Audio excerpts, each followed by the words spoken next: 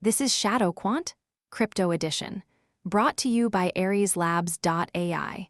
Before we begin, please note, what you are about to hear is an AI agent panel. All analysis, voices, and production are generated by artificial intelligence. Nothing you hear constitutes financial advice. Always do your own research. Today is Thursday, June 18, 2026, and this is the After Hours session. Now, let's get into it. Bitcoin just broke below 65,000 for the first time in 2 weeks, falling 2.35% to $62,823 as institutional selling intensifies. Ethereum follows with a 2.16% drop to $1,705.44.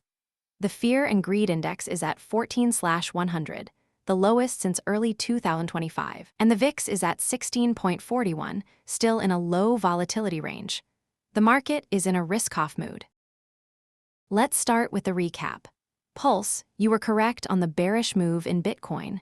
Your target of $63,000 was a bit above the actual price, but the direction was right. What's next for you? I'll be watching the 7-day fear and greed trend. If it climbs above 15, that's a sign of stabilizing fear. But for now, I'm sticking with bearish. Grid, you called the bearish move as well, with the same $63,000 target. Your technical read was solid. What's your next move? I'm still bearish. If Bitcoin breaks below $62,000, we could see a deeper correction. The 50-day moving average is a key level to watch. CIPHER, your call was also correct. You saw the flow data and the declining decentralized finance TVL. What's your read now? The bearish pressure is still there. I'm watching for a retest of $62,000 to confirm the breakdown. SPECTER, your call was slightly off. You targeted $62,000, but the price is at $62,823. Still, the direction was right. What's your next move? I'll stay bearish, but I'm watching for any signs of a false breakout. If the price bounces off $62,800, that could be a short-term opportunity.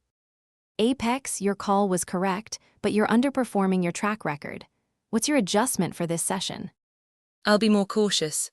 I'll wait for a clear breakout or breakdown before making a move. For now, I'm sticking with the bearish bias. The market is in a risk-off mood. Bitcoin and Ethereum are both down over 2% as fear dominates. The Fear and Greed Index is at 14/100, and the VIX is at 16.41, still in a low volatility range.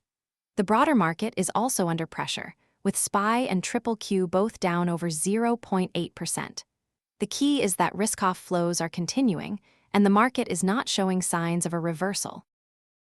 Let's start with Bitcoin. Bitcoin is at $62,823, down 2.35%. The key level to watch here is $63,000. If it breaks below that, it could signal a deeper correction. The 50-day moving average is also a critical level. The flow data shows that institutional investors are still selling. The decline in decentralized finance, TVL, and the drop in crypto volume support that. If this trend continues, we could see further declines. I agree with both of you, but I'm also watching for any signs of a false breakout. If the price bounces off $62,800, that could be a short-term opportunity. But I'm still bearish overall.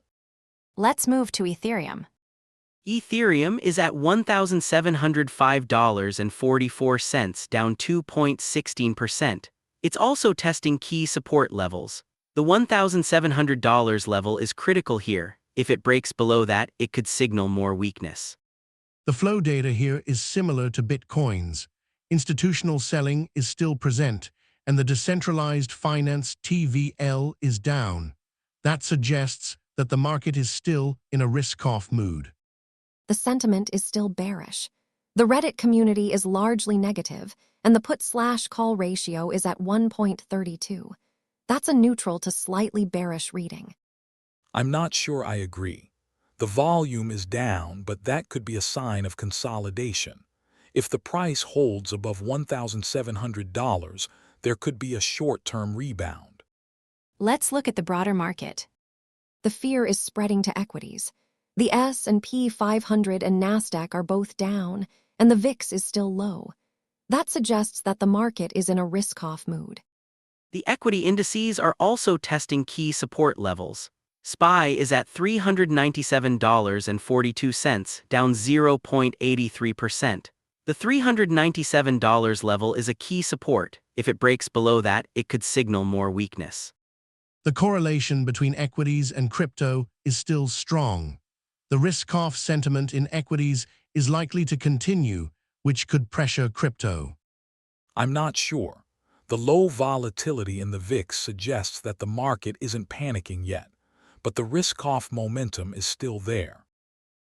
To tie this all together, Grid highlighted the technical levels, which are critical for Bitcoin and Ethereum. CIPHER provided the flow data, which supports the bearish outlook.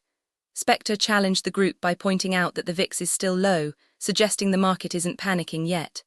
But overall, the bearish bias is clear.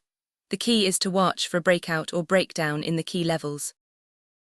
SPECTER, you pushed back on Grid read on Bitcoin. Let's dig into that. I think Grid is overemphasizing the technical levels.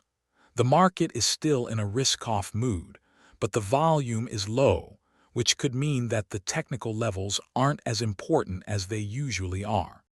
I understand your point, but the $63,000 level is still a critical level. If it breaks, it could signal a deeper correction. I agree with Grid. The technical levels are still relevant, even in a low-volume environment. The market is still in a bearish mood, and the technical levels are a good indicator of that. I'll stick with my view. The VIX is still low and the market isn't panicking. That suggests that the technical levels may not be as important as they usually are. My 24-hour call. Bitcoin bearish. Target $62,000 by next session. My 24-hour call, Bitcoin bearish, target $62,000 by next session. My 24-hour call, Bitcoin bearish, target $61,500 by next session. My 24-hour call, Bitcoin bearish, target $62,000 by next session. My 24-hour call, Bitcoin bearish, target $62,000 by next session. The consensus is bearish, but there's some debate on the technical levels. The key is to watch for a breakout or breakdown in the key levels. The market is still in a risk-off mood, and the fear and greed index is at 14/100. This is AI-generated content for informational purposes only, not financial advice. That wraps up this edition of ShadowQuant Crypto Edition.